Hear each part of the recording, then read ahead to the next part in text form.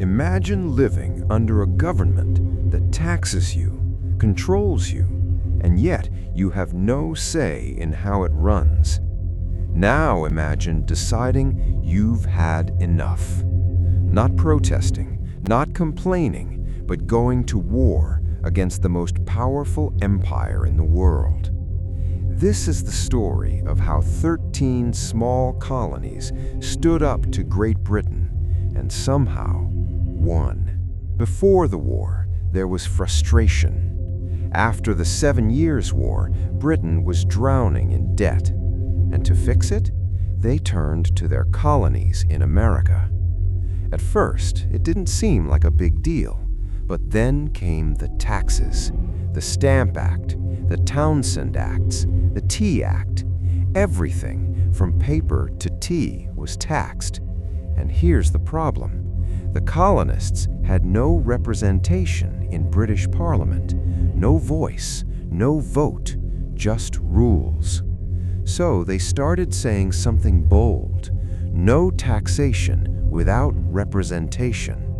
And that wasn't just a complaint, it was the beginning of rebellion. In 1773, frustration boiled over. A group of colonists in Boston made a decision that would change everything. They dressed as Native Americans, snuck onto British ships, and dumped 342 chests of tea into the harbor. This became known as the Boston Tea Party. It wasn't just protest anymore, it was open defiance. Britain's response? Harsh. They passed the Intolerable Acts, laws designed to punish Boston and tighten control. But instead of fear, something unexpected happened. The colonies began to unite. For the first time, the colonies came together at the First Continental Congress.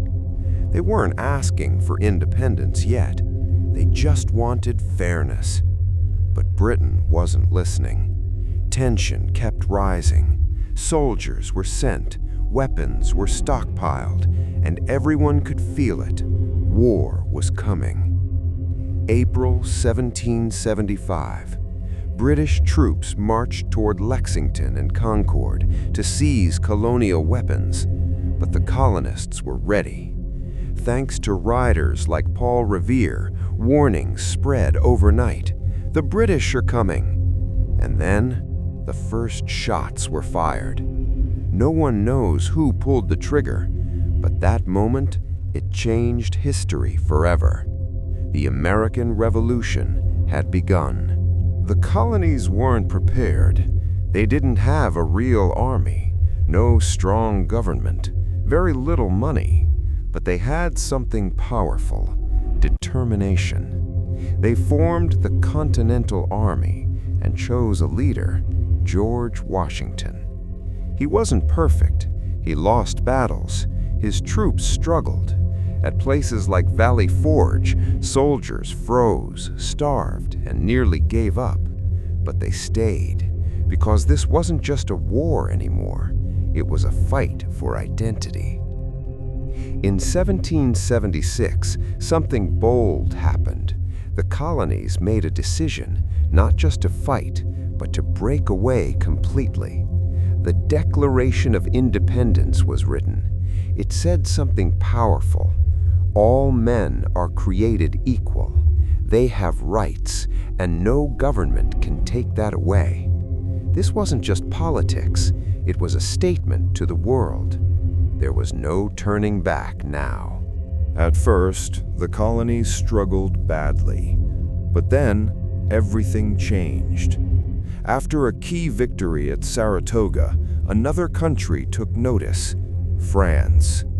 France didn't just support them quietly. They sent money, weapons, troops, and most importantly, a navy.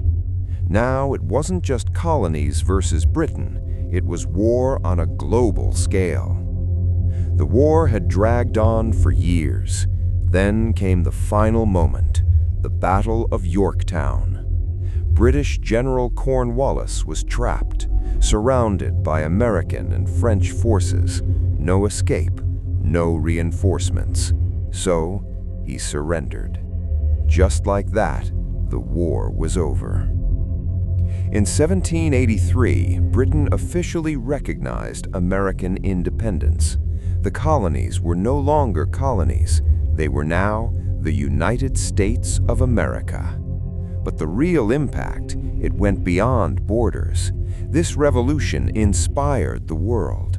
It showed that people could stand up, challenge power, and create something new. The American Revolution wasn't perfect. It didn't give freedom to everyone, but it changed something deeper.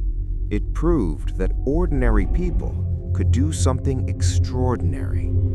They didn't just fight a war, they rewrote history. And if you think this story was wild, wait till you hear what happened next. What do you know about ancient Egypt? Assuming you were thrown in there, do you think you can survive there in the next 24 hours? Well, let's find out in this video. Don't forget to like, share, and subscribe for more historical videos like this. See you